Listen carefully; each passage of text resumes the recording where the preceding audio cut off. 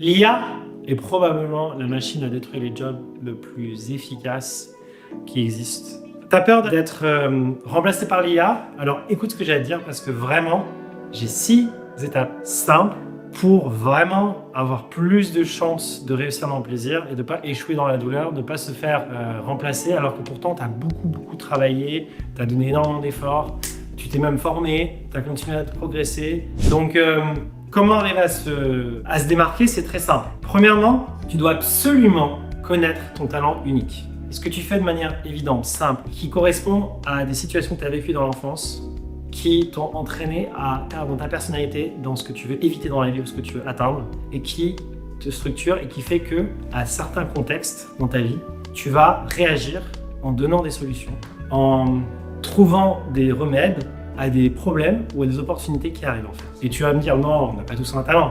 Si. Et ce qui est paradoxal, c'est que ton plus grand talent, c'est aussi ton plus grand défaut. Et que la différence entre l'échec et la réussite, c'est juste changer de contexte. Parce que si tu connais ton talent unique, tu as un axe, tu as un marché potentiel qui te permet de te marketer. Quand je dis marketer, ça veut dire savoir se présenter, que ce soit en tant que salarié ou en tant qu'entrepreneur ou un mélange des deux. Première clé. Deuxième clé.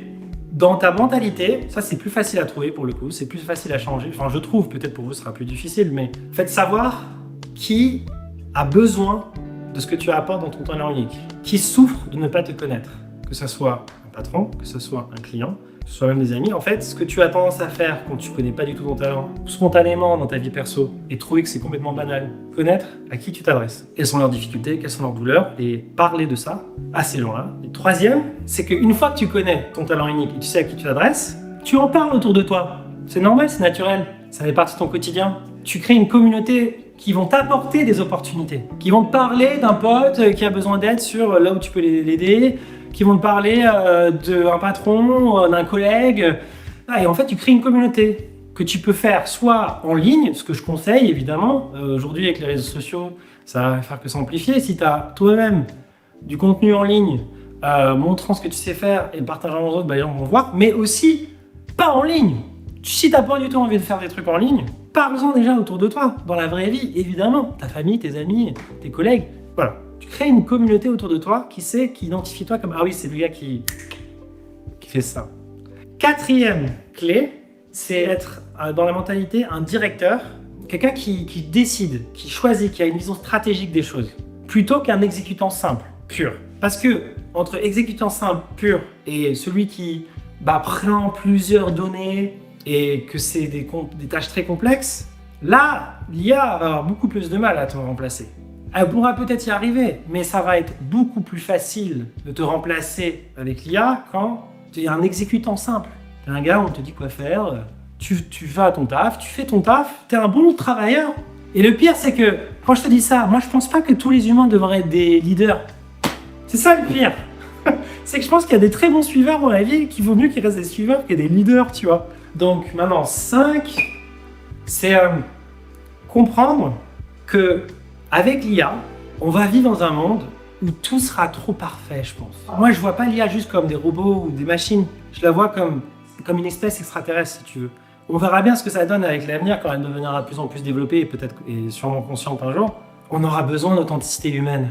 Je pense que par exemple, un artisan, dans le sens quelqu'un qui ne veut pas utiliser l'IA de façon machinale comme c'est le cas, qui veut rester dans l'artisanat, ça va avoir de la valeur. Je pense qu'on aura potentiellement comme un label bio, mais un label humain. Et donc, ce que j'essaie de dire par là, c'est connais tes valeurs, connais ton humanité, montre tes erreurs, n'aie pas peur de pas être parfait, parce qu'au contraire, c'est ça qui va faire que les humains auront envie d'aller vers toi.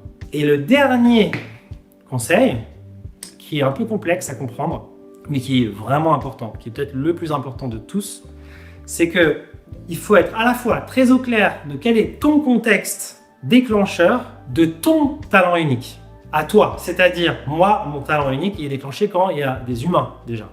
Ensuite, quand je peux briser la glace, ou quand je peux faire rire des gens, ou quand je peux écouter quelqu'un qui est en souffrance et qui a besoin d'aller mieux.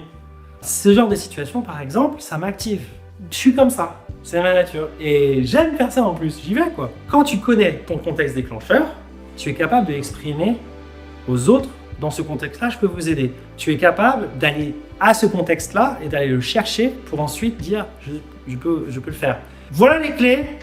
Si tu veux t'en sortir, avoir un job avec l'IA, trouver des clients, lancer un business ou les deux. Je pense que d'ailleurs l'avenir sera à des gens agiles, des gens qui vont combiner salariat et auto-entrepreneur. Alors écoute, si ça t'a plu, pose des questions dans les commentaires, abonne-toi, like, partage à quelqu'un avec qui ça peut vraiment aider à réussir dans le plaisir et à arrêter d'échouer dans la douleur. Franchement, ça fait toujours grave plaisir de recevoir vos retours. Et dites-moi ce que vous en pensez. Si vous n'êtes pas d'accord, je suis ouvert aussi. Et alors, à bientôt sur Magic Humans.